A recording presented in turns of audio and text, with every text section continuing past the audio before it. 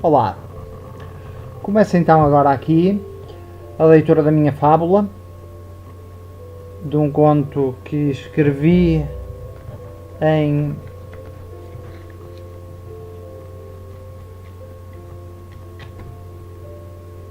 talvez em 2009 ou 2010, depois digo-vos ao certo.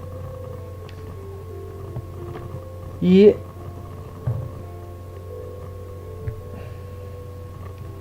é uma história que podeis aos poucos deixar os vossos filhos ouvir. E não só os vossos filhos, mas também vós, e tirar exemplos e notas de vida para a vossa existência. Ok, vamos lá então começar. A quinta era fantástica. Não só porque era em si um modelo simples e eficaz de inserção no meio, mas especialmente porque era gerida por animais que estabeleciam entre si relações de trabalho, amizade e poder. Não era a maior da região, nem a mais poderosa comercialmente. Essa era a chamada Quinta do Urso. Esta funcionava segundo um regime que poderíamos descrever como feudal. O rei e senhor urso deixava aos animais a liberdade de gerirem os seus destinos e a sua produção. E quando o rei urso pardo e seus amigos da mesma espécie saíam da hibernação, recolhiam uma percentagem das colheitas e produtos naturais que depois negociavam. Mas esta Quinta do Urso estava em declínio, pois as organizações de outros animais em comunidades mais democráticas começavam a prosperar, especialmente porque estes aproveitavam os períodos de hibernação dos ursos para continuar a produzir e começavam-se a aventurar nos negócios com parceiros comerciais com que os ursos nas estações mais quentes negociavam. Entretanto, construíam barreiras, vedações e tinham estruturas de comunicação com que os ursos se viam literalmente surpreendidos.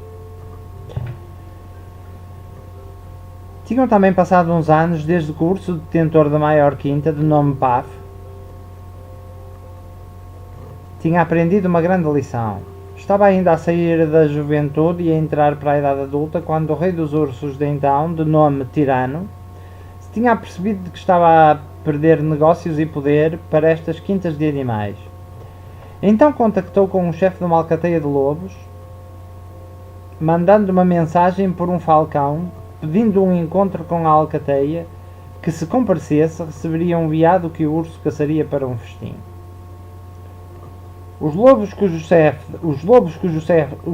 chefe da alcateia se chamava Mercenário compareceram, mas o urso tirano era mais versado na pesca do salmão do que na caça de animais de outra espécie. Ursos a caçar alces, ou veados. E o tempo no poder tinha-o deixado mais entorpecido e confiante, e os veados são rápidos, desconfiados, e quando chegou à altura do encontro, ele não tinha veado nenhum para oferecer. O lobo mercenário saudou-o, mantendo uma certa distância, e perguntou-lhe onde estava o veado. O urso disse que o tinha escondido perto da sua toca, 150 metros atrás de uma linha de árvores e arbustos rasteiros, para que não fosse facilmente avistado do ar, o que faria espalhar a mensagem a águias e falcões, que por sua vez seriam vistos a convergir pelos animais da floresta sobre aquele ponto, e depois chegariam outros como raposas, gatos selvagens e não só. Sendo assim, sugeriu o urso, enquanto eu te proponho um negócio, tu mandas 2 dos teus lobos para trazerem para aqui a carcaça. O chefe mercenário concordou e pediu ao urso para mostrar o caminho aos 2 lobos destacados. O urso, com uma das suas afiadas garras, começou a desenhar um mapa no chão e quando o primeiro lobo se aproximou para o ver, cortou-o fortemente com a sua garra. O lobo, meio tonto, tentou fazer a fuga, mas uma outra pata fez-lo cambalear enquanto os outros lobos davam um passo medroso para trás, surpreendidos. O lobo atacado ainda fincou bem os seus dentes numa das patas do urso, mas o seu corpo já estava preso nas garras do urso, que com os seus poderosos dentes lhe deu o golpe mortal, enfiando-os no pescoço para o horror dos membros da alcateia. Começo a pensar que talvez esta história não seja boa para mostrar aos vossos filhos. Talvez seja mais uma história para as crianças que nós temos no nosso interior. Em seguida atirou o corpo na direção do mercenário e disse-lhe: assim morrerá um lobo de cada vez, se no inverno ou no meu período de hibernação não usares os teus lobos como o meu exército pessoal. Terás que impedir pela força que os animais das outras quintas negociem ou caminhem pelos trilhos da floresta. Ataca-os quando construírem vedações. É um preço que pagarás pela tua sobrevivência e dos teus. A alcateia dispersou e o urso não obteve nenhuma resposta do mercenário, mas este não esquecia os seus. E quando veio o inverno e o urso estava em hibernação, ele e os seus lobos atacaram animais que construíam vedações, atacaram caravanas com produtos para negócios que passavam pela floresta, mas fortaleceram-se com a caça. Começaram a se organizar do ponto de vista defensivo contra os ursos, criando uma linha de sentinelas, ensaiando técnicas de caça e, sobretudo, deixando algumas peças como ovelhas, cabras e até partes de veados intactas para falcões e águias se deliciarem. O chefe de falcões estava surpreendido pelo facto de este ano os lobos estarem mais agressivos e eficazes na caça, mas por não defenderem os seus troféus. Um dia chamou do alto o mercenário e perguntou-lhe o porquê deste comportamento, pois tinha contado o que se passava a um moço amigo e este disse-lhe: olha, eu penso que é muito difícil que alguém trabalhe sem ter um objetivo.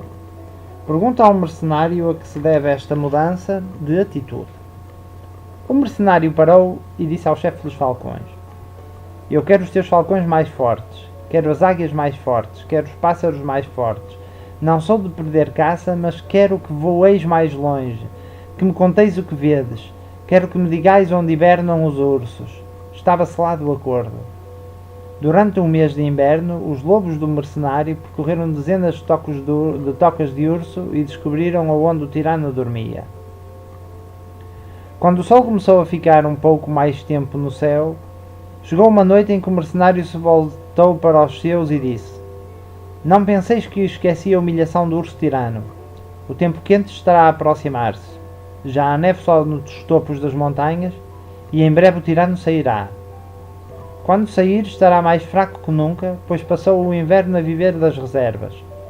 O nosso companheiro assassinado, antes de morrer, apanhou-lhe a pata e eu vi o sangue do urso a sair e ele a mancar um pouco. Isso significa que se o atacarmos em conjunto e em força, não conseguirá sobreviver. É claro que alguns de nós poderão morrer, mas antes da morte há a escravidão. Os lobos uivarão à lua na noite anterior ao ataque.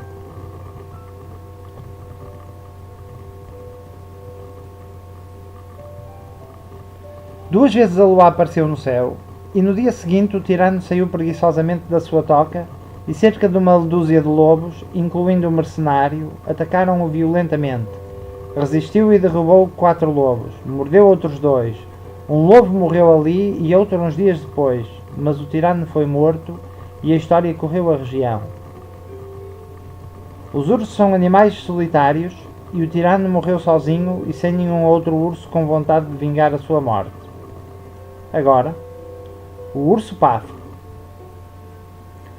aprendeu uma lição. Ele próprio, com a sua força, ajudava os outros animais a construírem vedações para a sua quinta. Algum do salmão que pescava era para os animais guardarem para os dias mais tempestuosos de inverno. Um dia encontrou-se cara a cara com um mercenário e o seu grupo e disse-lhe: não vale a pena confrontarmos-nos. Vós sois lobos, eu sou urso. Que cada um leve a sua vida em paz. O tempo passou, o mercenário morreu e o seu filho Comando, chamado Comando, era agora o chefe da alcateia. Paf era adulto e gostava de aprender. No verão trabalhava na quinta como qualquer outro e, como era muito forte, transportava os materiais mais pesados e fazia a escolta dos produtos transportados nas viagens de negócios no verão. Às vezes, alguns dos animais da quinta eram apanhados pelos lobos do comando, mas com sabedoria. Em vez de se vingar num confronto direto com os lobos, conseguiu, com a ajuda de mochos e corujas, montar um bom sistema de vigilância, e se algum animal saísse dos limites da quinta de Paf, era responsável pela sua própria segurança. Paf tornou-se um líder respeitado e respeitador. Não era temido, era amado.